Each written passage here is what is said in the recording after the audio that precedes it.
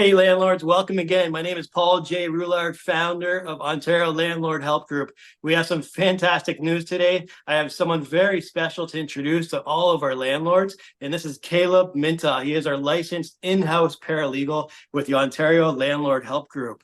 Caleb, how you doing today? I'm doing really great, and I'm glad to be on with you, Paul.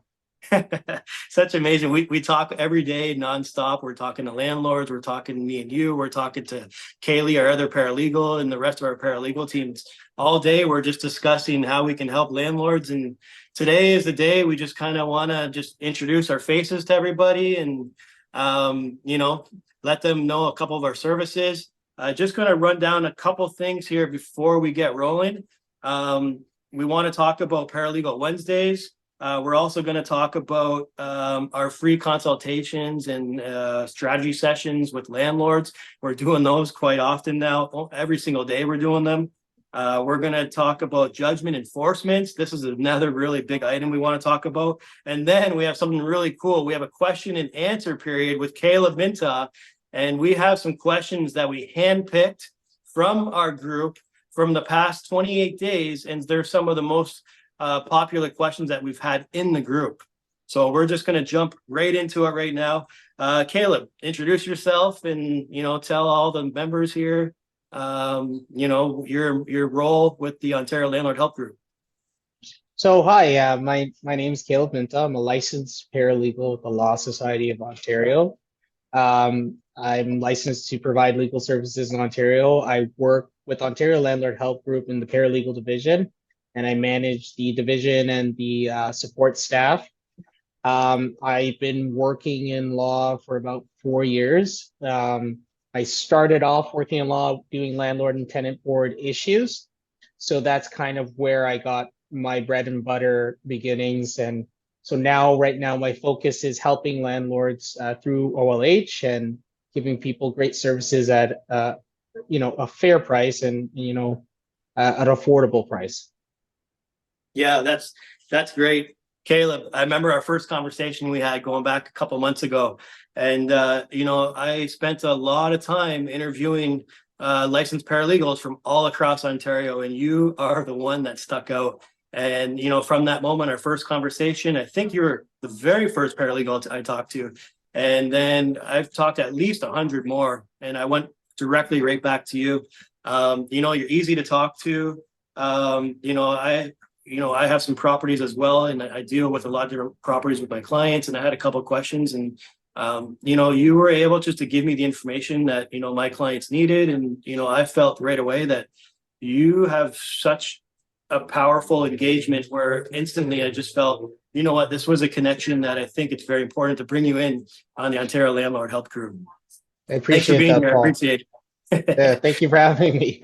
Yeah, let's jump right into it. Paralegal Wednesdays. So we have been doing this for almost about a month now. It is something different, something unique. No one else is doing it. We're the only ones. And every single Wednesday from 11 a.m. to 1 p.m., we are doing Paralegal Wednesdays. This is where landlords have an opportunity to ask any questions that they want. And we have Caleb and your team behind you right there answering this question. So why don't you tell me a little bit more about Paralegal Wednesdays? So my role with Paralegal Wednesdays, or my plan with Paralegal Wednesdays, is to give landlords an opportunity to kind of jump into Facebook and to just ask their questions. No pressure, no interference, no gatekeeping. Just get in there and ask a question and get an answer, right? And so what we do is we'd like to encourage landlords to get on there and come and talk to us, and we just talk to them like people, and we try our best to help them in that little bit of time that we can and give them some guidance, because a lot of times there's gatekeeping with information in every industry, and we don't want to do that with landlords. Yeah, absolutely. And I know after every single consultation, we have a conversation about it. And, we really feel hyped about it after every single time. And it's because we're helping landlords and we're giving them the advice they need. And landlords don't have anybody that they can really pick up the phone and ask a question. And, No. this is something that we felt that we wanted to change because landlords don't have that. And, I would just like to kind of show our members our emotions after one of these consultations. Tell me a little bit about that. So, usually after we do a consultation, so we do a free 15-minute kind of strategy session with our landlords. And after that 15 minutes, our goal is either that landlord is able to kind of step away, go and deal with that situation on their own, have the information, the confidence to go and handle that problem. On the flip side of that, if they need help, or that situation is more complicated than what they're prepared to deal with, they know what the next steps are. There's no questions or confusion. They can go ahead with us. They know what they need to do. They know what they're retaining our services for. And so that's what we try to do. And we offer that free. And usually we get really great feedback from our landlords. They're happy, they walk away, hey, I didn't need to retain any services. And I know what I need to do. I know where I'm going. I know I have confidence, and they love that. And we love Yeah. that for them. Yeah, that's amazing. So just our free consultation strategy sessions are 15 minutes long. So landlords can literally just go online onto our website and just book their time slot right there. And it's all automatic. It sends them a Zoom link. So there's no phone calls, there's no nothing. And, we just all click and we're all on a phone call, and we get, the landlords that we help, we get quite a great response on it. But yeah, the strategy sessions are amazing. And even we had one of the consultations this morning, Caleb. We were able to give them the advice they needed. And, we had no intentions of retaining their services or anything along those lines. Without getting into too much detail, can you talk a little bit about that? Yeah. So, I like you said, I can't do too much with the details, but the general idea was they had a hearing that they were trying to get ready for. And, a lot of paralegals or maybe somebody else would say, hey, yeah, give me that file. I'll take care of it for you. But that's not what this landlord needed. They just needed to confirm a few things, get a little bit of encouragement in their direction. And that's what we did. We took the time just to talk to them, give them a few pointers, you could say, on how to go and conduct that hearing. And they left that phone call feeling more confident, feeling like they were able to go and deal with that situation and no apprehension. And that's what we like to do, right? It's not always about, making money, like give me that file, I'll make money. It's sometimes you have to let your integrity speak and just give people the help that they need. If they needed our services, then we encourage it. If they don't, we don't push it. Yeah, that's amazing. I like the way that you put that. Man, you're just so easy to talk to. I I could appreciate it, talk no to you all problem. day. I Oh appreciate that. man. So one of the biggest items in our group, we're seeing a trend lately, and it's landlords with judgment enforcement. And we're seeing it a lot now. And I've been in the business for over 20 years. And even me being in the business and getting several LTB judgments, it's hard to enforce them, especially when we don't know what we're doing.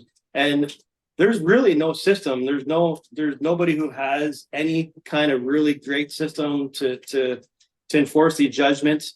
And that's one thing that we put our heads together. We put technology to use. We have some really amazing systems. So that's the next topic I'd like to talk about is judgment enforcement. Can you tell our audience a little bit more about that and how we handle it? Yeah. So one of the problems that I run into a lot with landlords is they get the order from the board and there's an order to pay. And in the event that the tenant decides not to pay and they've vacated the unit, they don't know what to do after that point. So they get stuck and they just assume, you know what, I guess I have to just lose out on this and learn from my lesson. So what happens is that's not true, right? If you have an order from the board, you can submit that to the small claims court or to the Supreme Court of Justice to get an enforcement on that order, right? And what we do is we have a system where we can work with a landlord and get the relevant information to pursue that money that's owed to the landlord. Because it's one thing we don't like and that makes us uncomfortable is that these orders just kind of they get issued, and then that's it. And so it makes you wonder, like, why did the landlord, why spend all that time and money to get that order from the board, and then in the end, you're not Yeah. even getting the money out of it. So how, if a judgment, landlord received a judgment, what's the time period that they can act on it? So if you receive a judgment for or an order, so to speak, from the board, right?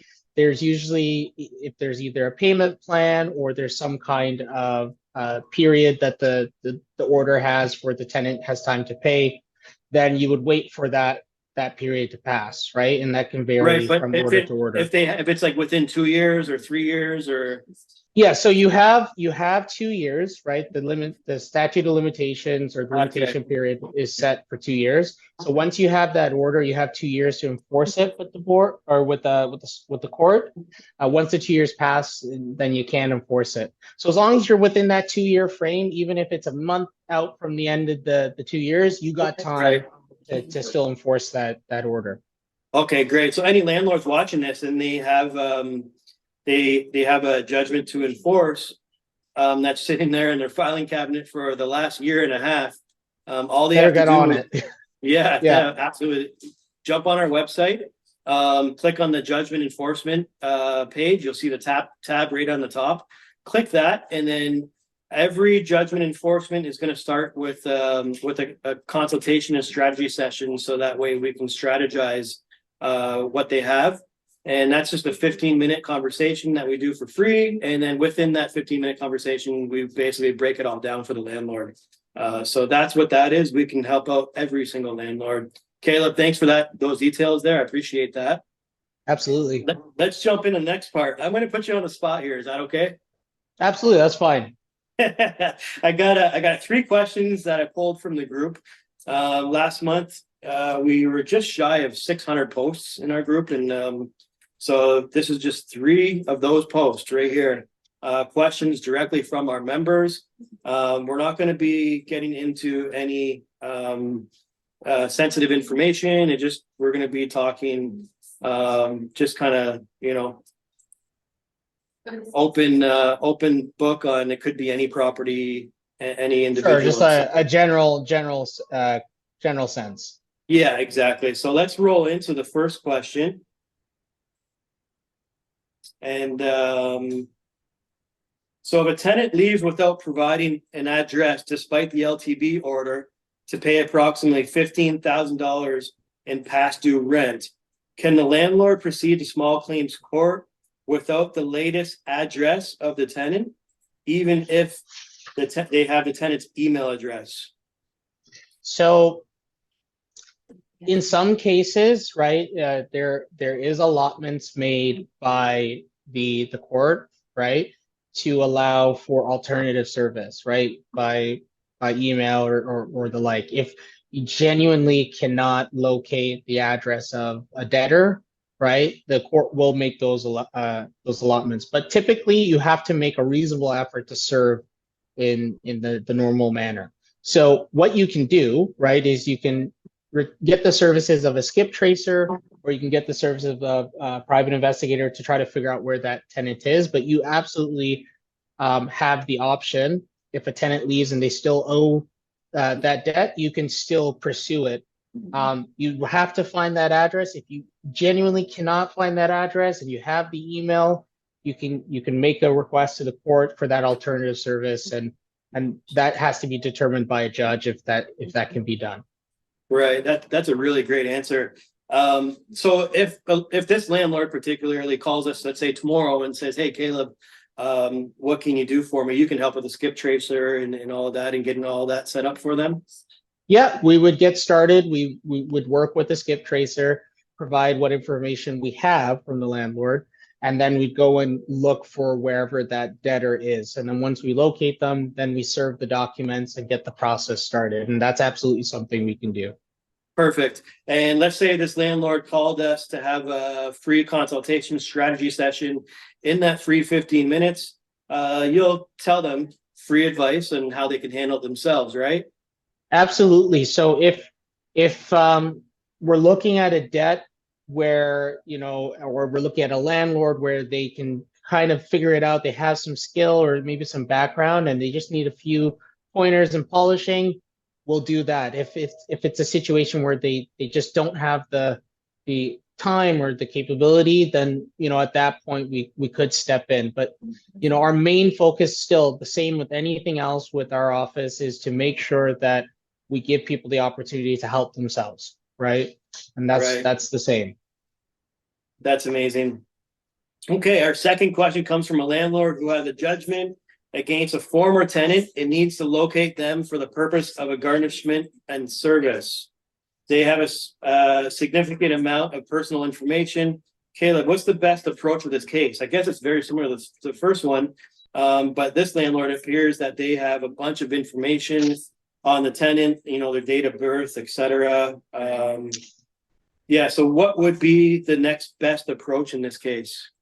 So if we have the information that we need, right, and we can figure out on our own without a skip tracer, then that's usually, like we always say, the more information that you come with at the beginning is the easier. Now, it can be challenging to locate a tenant at times.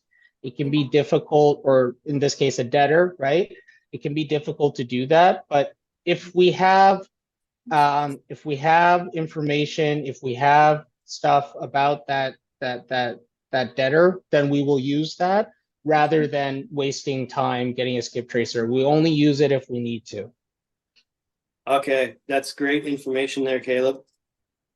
Our final question involves a tenant who indicated that they're moving out, but leaves the utilities in their name and their belongings behind. What are the landlord's responsibilities in this situation? So typically, in a general sense, if there is belongings to a tenant left in a unit, there has to be at least 72 hours notice for that tenant to come back and collect their belongings, at which case, once the 72 hours pass after notice is given, then that stuff will stay in the unit. The landlord has the rights to clear it out or sell it or do what they need to do with it. Now, in the event, right, those utilities are still in that tenant's name, that it depends on where you live, right? But the account is belonging to the tenant, and the account would stay in their name. The landlord has the option of contacting, whatever the hydro company is or the water company is, to have a new account made on their property, right? So they'd have a new account made, and then that old account, that the hydro company would have to, or the utility company would have to pursue them on their own. I see. Okay. Yeah, a little bit more of a tricky situation, I guess. But yeah, we definitely need some more particulars on that and talk to the landlord more details, eh? Yeah.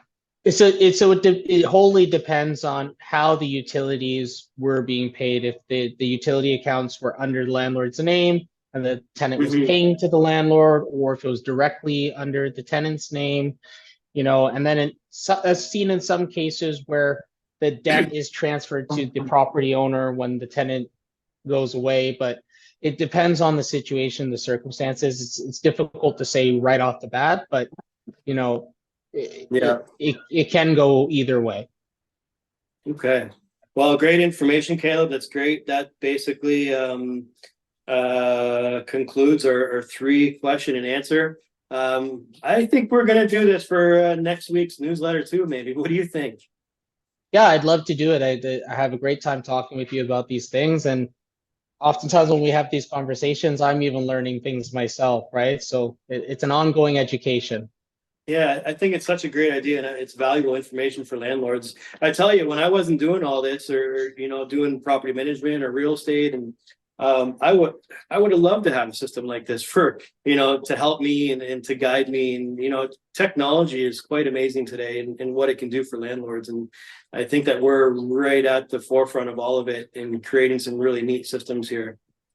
Yeah, like you always telling me, technology is an employee, right? You only get out of it as much as you pay it, right? Yeah, absolutely. Well, thanks, Kayla. I appreciate the information. Landlords, hopefully this helped you. And we are releasing our second newsletter coming out this Friday. So make sure if you are not already joined on our mailing list to jump on our website, join our mailing list. It comes out every single Friday. We're going to start pushing out videos just like this. We're going to pick different topics on a weekly basis and different topics that we find are trending within the group. And we're even going to be featuring some different items that we're going to introduce next week that are going to help landlords. I think next week's newsletter, we're going to focus a little bit more detail on the judgment enforcements for landlords. I find that there's so many landlords who need that service. So maybe not this Friday, but the following Friday, maybe we're going to touch on that a little bit more. But we'll get a video next week and we'll let all of our members know. And thanks for joining. We appreciate it. Hopefully this information helps. And yeah. We're here to help you, and we're here to help landlords build their business and find ways of managing it with eliminating as many legal problems as we can for landlords. And if we can do that, then we feel successful. Absolutely. Any last words for landlords here, Caleb? Yeah, just to tell them that, don't give up on things. There's always an opportunity to resolve it. Right? If you feel like you're in a situation where you're feeling helpless, that's where you should be reaching out for help, right? So don't feel discouraged, don't feel alone, right? Come to Ontario Landlord Help Group or come to Ontario Landlord Help and get some assistance with your situation. Beautiful. All right, Caleb, we'll talk again. I guess we'll be in the same office in another hour or so. So yeah. We'll see you then, Caleb. Yep. All right. Thanks. You take care. You as well, Paul. Okay. Bye-bye.